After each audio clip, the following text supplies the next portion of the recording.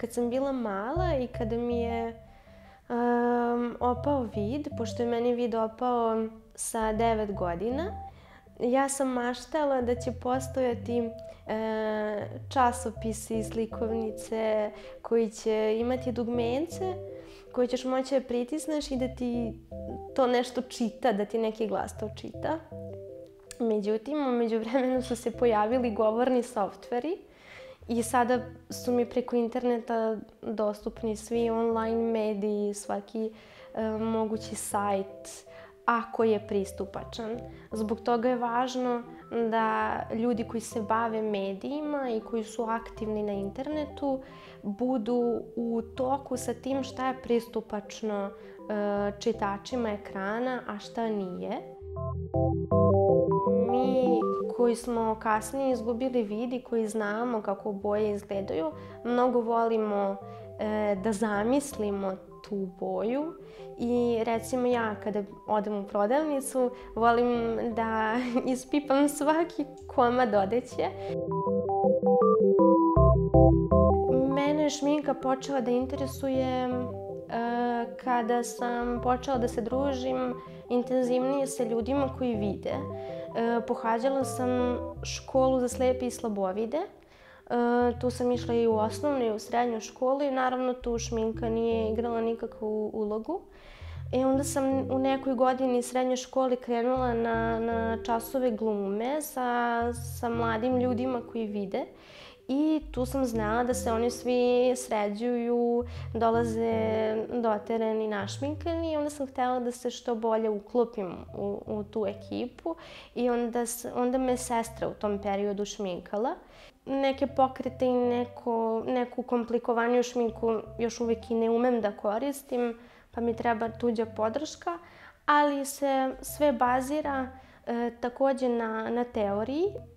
Moguće je našminkati se, ali uvek će neko ko vidi to bolje uraditi. Moji snovi su nekad vizuelni, nekad nisu. Vizuelni su kada se odnose na stvari i pojmovi i ljude koje sam nekada mogla da vidim i koje zamišljam vizuelno. Naprimer, svoju ulicu mogu da zamislim, pošto tu živim od rođenja, ili svoje roditelje, sestru, ali recimo ljude koje sam naknadno upoznala, njih sanjam onako kako ih zamišljam. Uglavnom ne mogu da zamislim detaljno njihove crte lica, vizuelno. Ljude prepoznajem prvenstveno na osnovu boje njihovog glasa. Obično ljudi imaju specifičan korak gde neko hoda malo odsečnije, neko malo blaže.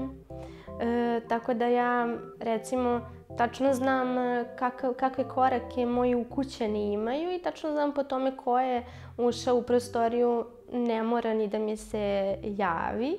U suštini tako tim nekim taktilnim i auditivnim znacima.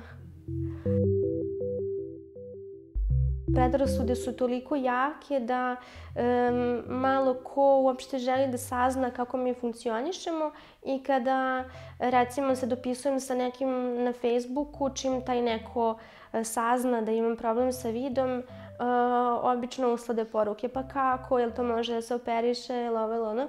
I kao meni to ne smete i u suštini taj neko prestane da se javi. A kada je reč o vezi gde jedna osoba vidi, druga ne vidi, tu je potrebno onako prilagođavanje gde se dešava da ta osoba koja vidi nekad misli da nam treba mnogo više podrške ili pomoći i onda će biti previše predusretljiva pa će malo gušiti. To je jedna krajnost, a druga krajnost je da će misliti da možemo sve sami i da apsolutno će osjećati da nam nije potrebna i mislit će da mi iz neke razmaženosti tražimo pomoć. Poručila bih da to nije toliko strašno kao što ljudi predstavljaju, da nije blam biti slep. U suštini, funkcionisanje hoće biti teže i ljudi će neminovno gledati na nas kao na ljude koji su drugačiji i neće znati kako da nam pristupe i mnogo šta nam neće biti pristupačno, to je sve tačno, ali nije istina da tu život staje. Istina je da postoji bezbroj načina da se uči, da se radi, da se sklapaju prijateljstva, veze. Svaka situacija ima i neku lepu stranu, makoliko u ovom momentu delovalo teško.